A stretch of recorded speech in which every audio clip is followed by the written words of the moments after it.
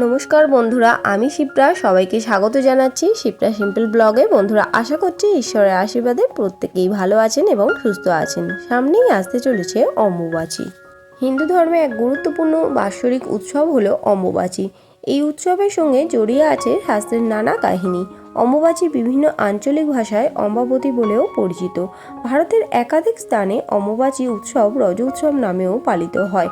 অম্বুবাচীর আছে প্রচুর রীতিনীতি, নিয়ম, বিধিনিষেধ হিন্দু ধর্মাবলম্বীদের, যেগুলো অবশ্যই মেনে চলা উচিত। এখন প্রশ্ন হচ্ছে, অম্বুবাচী চলাকালীন সময়ে নানা প্রকার মাঙ্গলিক কাজ বন্ধ রাখা উচিত, যেমন বিবাহ, উপনয়ন, গৃহপ্রবেশ। বলা হয় যে এই সময় কোনো রকম শুভ কাজ করলে তা অশুভ কাজে পরিণত হবে। আমার প্রচুর বন্ধুদের মনে প্রশ্ন জেগেছে যে এই সময় গৃহে নিত্য পুজো কি দেয়া যাবে? নিত্য পুজো, শঙ্খ বাজানো, ঠাকুরকে ভোগ নিবেদন করা, নিত্য সন্ধে দেয়া, তুলসী মঞ্চে জল দেয়া ইত্যাদি কাজকর্ম কি অম্বুবাচী চলাকালীন সময়ে করা যাবে? আমি যথাসাধ্য উত্তর দেওয়ার চেষ্টা করছি। তবুও সেই সকল বন্ধুদের উদ্দেশ্যে আজকের এই ভিডিওটি বানানো হয়েছে। আজকের এই ভিডিওটিতে আমি সমস্ত প্রশ্নের উত্তর দেওয়ার চেষ্টা করব। আশা করছি এই ভিডিওটি সম্পূর্ণরূপে দেখলে আপনারা সমস্ত প্রশ্নের উত্তর পাবেন, সমৃদ্ধ হবেন। তো চলুন বন্ধুরা, ভিডিওটি শুরু করা যাক। মূল পর্বে যাবার আগে আমার সকল বন্ধুদের কাছে একটাই অনুরোধ করব যে ভিডিওটি সম্পূর্ণরূপে দেখুন। ভালো লাগলে অবশ্যই লাইক, কমেন্টস এবং শেয়ার করবেন। আর যদি চ্যানেলে নতুন হন তাহলে অবশ্যই চ্যানেলটিকে সাবস্ক্রাইব করে আমার সাথে থাকবেন। এই বছর অম্বুবাচী পড়েছে বাংলার 7ই আষাঢ় 1432, ইংরাজির 22শে জুন 2025 রবিবার দুপুর 2:57 থেকে অম্বুবাচীর প্রবৃত্তি। অম্বুবাচী নিবৃত্তি হচ্ছে বাংলার 10ই আষাঢ় 1432, ইংরাজির 25শে জুন 2025 বুধবার রাত্রি 3:21 অম্বুবাচীর নিবৃত্তি। উড়িষ্যায় এই পার্বণকে রজ উৎসব বলা হয়। সতীপীঠ কামাখ্যায় এই উৎসব বড় করে পালিত হয়। কথিত আছে এই সময় মন্দির থেকে লাল তরল নিঃসৃত হয়। দেবীর ঋতুকাল সমাগত মনে করে উৎসব পালিত হয় তখন।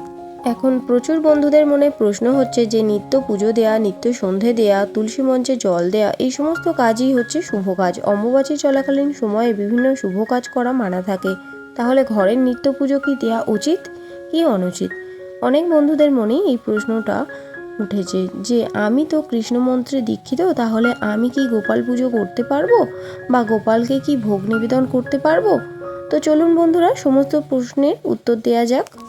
অম্বুবাচীর সঙ্গে জড়িয়ে আছে বহু আচার অনুষ্ঠান। এই 3 দিন সন্ন্যাসী এবং বিধবারা বিশেষভাবে পালন করেন। যে কোনো শুভ কাজ এই কয়েকদিন নিষিদ্ধ থাকে। শুধু তাই নয়, অম্বুবাচী চলাকালীন সময়ে কৃষিকাজও বন্ধ থাকে। অম্বুবাচী নিবৃত্তি হয়ে যাবার পরে যে কোনো মাঙ্গলিক অনুষ্ঠান, চাষবাস এবং বিশেষ পূজা পাঠ করা হয়ে থাকে। অম্বুবাচীতে ভূমিকর্ষণ ও বৃক্ষরোপণও নিষেধ, কারণ এই সময় ধরণী ঋতুমতী হয়। তাই বন্ধুরা, এই সময় তুলসী গাছও লাগানো যাবে না। তবে হ্যাঁ, বাড়িতে যে তুলসী গাছ আছে তাতে অবশ্যই জল দেওয়া যাবে। এই সময় গৃহপ্রবেশ, বিবাহ ও অন্যান্য শুভ কাজ করা নিষিদ্ধ। এই সব কাজ করলে তা অশুভ হবে বলে মনে করা হয়। এই সময় কোনো বিশেষ পুজো রাখা যায় না। তবে কোনো বছর যদি জগন্নাথ দেবের রথযাত্রা পড়ে তবে তার নির্দিষ্ট নিয়ম মেনেই হবে, কারণ এই সময় নিত্যকর্ম হবে, কিন্তু কাম্যকর্ম হবে না। রথযাত্রা নিত্যকর্ম।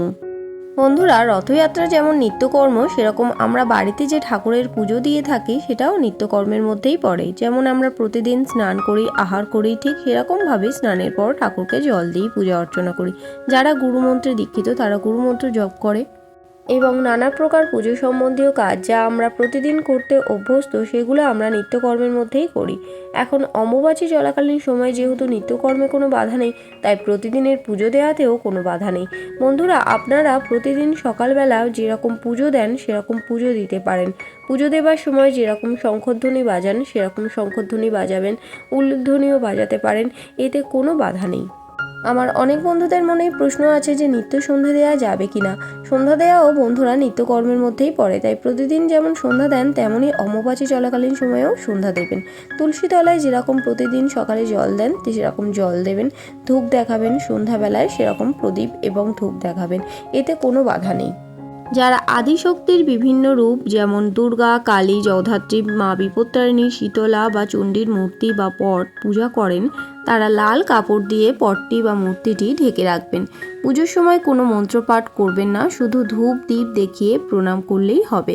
অম্বুবাচীতে ভুলেও মূর্তি বা পট স্পর্শ করবেন না। অম্বুবাচী নিবৃত্তির পরে আচ্ছাদন খুলে আসন ধুয়ে দেবীকে স্নান করিয়ে পূর্বের মতো পূজা এবং আম দুধ নিবেদন করবেন। তাহলে বন্ধুরা বুঝতেই পারছেন যে শুধুমাত্র আদিশক্তির বিভিন্ন রূপ বা পট বা বিগ্রহ যদি থাকে তাহলেই লাল কাপড়ে মুড়ে সেটিকে রেখে দেবেন। কিন্তু এই নিয়মটি শুধুমাত্র দুর্গা, কালী, জগদ্ধাত্রী, শীতলা, মা বিপত্তারিণী, চণ্ডীর মূর্তি বা পটের ক্ষেত্রে প্রযোজ্য। মা লক্ষ্মীর পুজো নিত্য করা যাবে, মা সরস্বতীর পুজোও নিত্য করা যাবে, রাধাকৃষ্ণের পুজোও নিত্য করা যাবে, নিত্য গোপাল সেবাও করা যাবে। এগুলিতে অম্বুবাচীতে কোনো বাধা নিষেধ নেই। অম্বুবাচীতে যারা শাস্ত্রমন্ত্রে দীক্ষিত তারা জপ করতে পারবেন, কারণ জপে কোনো দোষ নেই। অম্বুবাচীতে গুরু পূজাও চলবে। গুরু যদি নারী হন তাহলেও তার পূজা চলবে। গুরু প্রদত্ত ইষ্ট মন্ত্র যত বেশি সম্ভব জপ করতে পারেন। পদ্ম রাতে কাঙ্ক্ষিত ফল লাভের জন্য মনে মনে অবশ্যই জানাবেন দেবী কামাখ্যাকে। এতে মনস্কামনা পূর্ণ হবে এবং সর্পভয় নিবারণের জন্য আম ও দুধ সেবন করবেন। এই সময় আম দুধ খেলে 1 বছর সাপের ভয় থাকে না। বন্ধুরা, এই সময় অর্থাৎ অম্বুবাচী প্রবৃত্তি ও নিবৃত্তির মধ্যে ঠাকুরের ভোগে একদিন আম দুধ নিবেদন করা উচিত। আর বহু বন্ধুদের প্রশ্ন ছিল যে অম্বুবাচী চলাকালীন সময়ে ঠাকুরকে ভোগ নিবেদন করা যাবে কিনা। অবশ্যই বন্ধুরা, ভোগ নিবেদন করা যাবে। ঠাকুরকে ভোগ নিবেদন করা আমাদের নিত্য কর্মের মধ্যে পড়ে। গোপাল সেবা করাও নিত্য কর্মের মধ্যে পড়ে। তাই যাদের বাড়িতে গোপাল আছে তাদের তো ভোগ নিবেদন করতেই হবে। তাই অম্বুবাচী চলাকালীন সময়ে ভোগ নিবেদনের কোনো রকম বাধা নেই। আমার সকল বন্ধুদের সুবিধার্থে আমি আরও একবার বলে দিচ্ছি, অম্বুবাচী চলাকালীন সময়ে গৃহে নিত্য পুজো দেয়া, নিত্য সন্ধে দেয়া, শঙ্খ বাজানো, ভোগ নিবেদন করা, তুলসী মঞ্চে জল দেয়া ইত্যাদি কাজ করা যাবে। এই সমস্ত কাজে কোনো বাধা নেই। অম্বুবাচী চলাকালীন সময়ে দেবীর দর্শন নিষিদ্ধ থাকে, তবে লাল আচ্ছাদন দিয়ে ঢাকা অবস্থাতেই প্রদীপ ও ধূপকাঠি দেখাতে পারেন। অনেকে ভোগ নিবেদনও করেন। অম্বুবাচীর সময়কালীন বিধবা মহিলারা 3 দিন ধরে ব্রত রাখেন, অর্থাৎ অম্বুবাচীর প্রবৃত্তি থেকে নিবৃত্তির সময়কাল ধরে তারা ব্রত রাখেন। অম্বুবাচীর আগের দিন তারা রান্না করে রাখে এবং সেই খাবারটা তারা 3 দিন ধরে খেতে পারেন। তবে 3 দিনের পুরনো খাবার তো আর খাওয়া সম্ভব নয়, তাই অনেকেই ফলমূল খেয়ে কাটিয়ে দেয় এই সময়টা। 3 দিন তারা কোনো রকম গরম খাবার খান না। এখনও বিভিন্ন বয়স্ক বিধবা মহিলারা 3 দিন ধরে এই ব্রত পালন করেন। 3 দিন পর জামাকাপড়, বিছানার চাদর সাবান দিয়ে ধুয়ে নিজেরা সাবান শ্যাম্পু দিয়ে স্নান করে সব কিছুতে হাত দেয়। বন্ধুরা, এই নিয়মটি শুধুমাত্র বিধবা সাধু সন্ন্যাসীদের জন্যই প্রযোজ্য। আমার অনেক বন্ধুদের মনেই এই প্রশ্নটা আসে যে সধবা নারীদের বিশেষ কিছু নিয়ম আছে কি না। বন্ধুরা, অম্বুবাচী চলাকালীন সধবা নারীদের কোনো রকম বিশেষ কিছু নিয়ম নেই। যেরকম নিত্য সিঁদুর পরেন সেরকম পরতে পারেন, নিত্য পুজো যেরকম দেন সেরকম পুজো নিত্য দিতে পারেন, শঙ্খ বাজানো, নিত্য সন্ধে দেয়া, তুলসী মঞ্চে জল দেয়া সমস্ত কিছুই করতে পারেন। বন্ধুরা, আশা করছি আমি এই ভিডিওটির মাধ্যমে আপনাদের সমস্ত প্রশ্নের উত্তর দিতে সক্ষম হয়েছি এবং আপনারা ভিডিওটি সম্পূর্ণরূপে দেখে সমৃদ্ধ হলেন। ভিডিওটি ভালো লাগলে অবশ্যই লাইক, কমেন্টস এবং শেয়ার করবেন বন্ধুরা। আর যদি চ্যানেলে নতুন হন তাহলে অবশ্যই চ্যানেলটিকে সাবস্ক্রাইব করে আমার সাথে থাকবেন। আমি সাধারণত আমার বন্ধুদের উদ্দেশ্যে আপকামিং পুজো পাঠ এবং তত্ত্বকথার উপর ভিডিও বানিয়ে থাকি। আর যদি আপনি অলরেডি এই চ্যানেলটিকে সাবস্ক্রাইব করে দিয়ে থাকেন তাহলে আপনাকে অসংখ্য অসংখ্য ধন্যবাদ। দেখা হবে নতুন ভিডিও নিয়ে। সবাই খুব ভালো থাকবেন, সাবধানে থাকবেন। আপনাদের সবাইকে জানাচ্ছি অম্বুবাচীর অনেক অনেক শুভেচ্ছা।